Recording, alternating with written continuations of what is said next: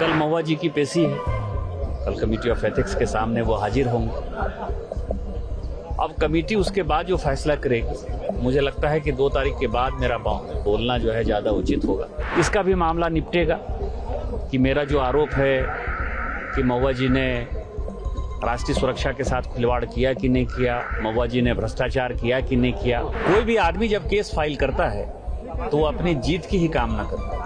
निश्चित तौर पर उसी तरह से मैं अपनी जीत की ही कामना कर रहा हूँ। मान लीजिए मेरा फोन टेप हो रहा है, तो फोन टेप हो रहा है मेरे आरोप लगा देने से नहीं हो।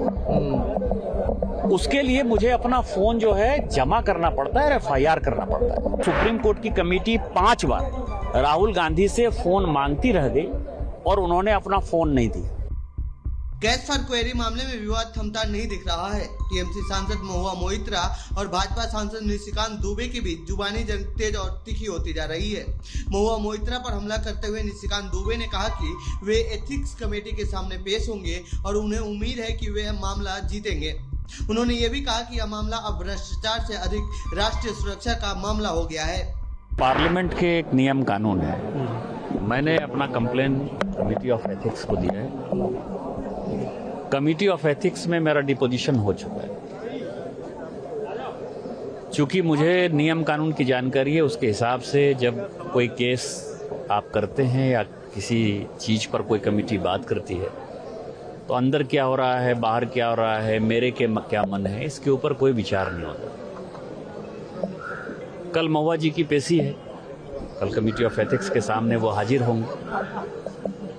अब कमेटी उसके बाद जो फैसला करेगी, मुझे लगता है कि 2 तारीख के बाद मेरा बोलना जो है ज़्यादा उचित होगा।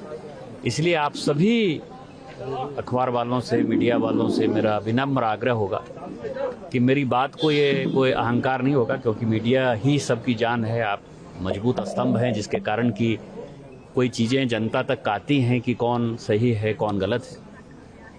इसका भी मामला निपटेगा कि मेरा जो आरोप है कि महुआ जी ने राष्ट्रीय सुरक्षा के साथ खिलवाड़ किया कि नहीं किया, महुआ जी ने भ्रष्टाचार किया कि नहीं किया।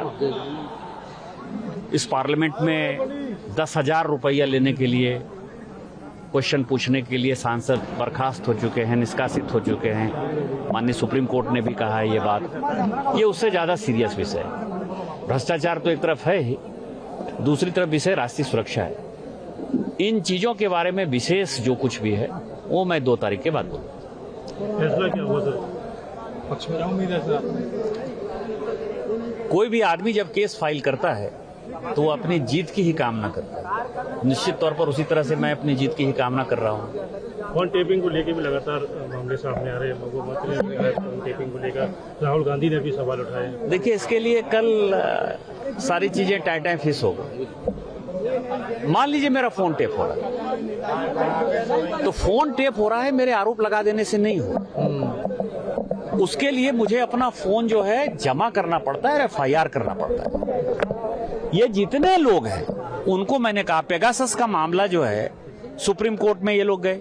सुप्रीम कोर्ट की वो कमेटी, अब आप समझिए कि सुप्रीम कोर्ट की कमेटी 5 बार राहुल गांधी से फोन मांगती रह गई और उन्होंने अपना फोन नहीं दिया।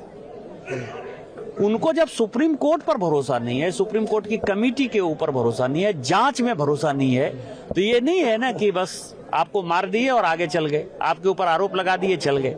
उसका यदि इन लोगों में हिम्मत है, ताकत है और इनको लगता है कि इनकी फोन टेपिंग हो रही है, इनको अपने अपने संबंधित राज्यों में, कोई केरल के सांसद हैं तो केरल में FIR करें। केरल में भारतीय जनता पार्टी की सरकार नहीं है, वो अपना फोन दे दें। कोई बिहार के सांसद हैं, बिहार में हमारी सरकार नहीं है, वहां बिहार पुलिस को जो है वो हैंड ओवर कर दें।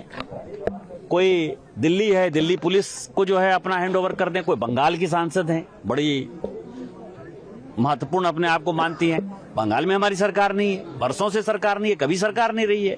आप वहां अपना फोन दे दीजिए, FIR कराइए, अपना फोन दीजिए, और यदि उसके बाद कुछ आता है तब उसके बाद हो हल्ला मचाइए। हैदराबाद से ओवैसी जी बोल रहे थे, तो हैदराबाद में भी हमारी सरकार नहीं है, आंध्रा में भी हमारी सरकार नहीं है।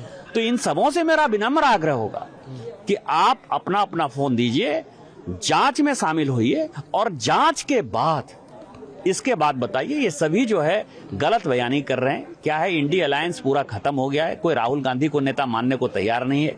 सबको लगता है कि इस दुनिया के सबसे मजबूत नेता, सबसे लोकप्रिय नेता, सबसे महत्वपूर्ण नेता माननीय मोदी जी हैं, जिनको की पूरी दुनिया जो है प्यार करती है और भारत की दुनिया तो चाहती है, जनता चाहती है।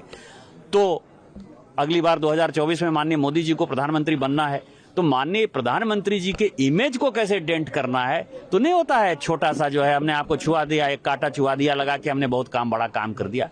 ये सभी उसी मानसिकता के लोग हैं और इनके बातों में कोई दम नहीं।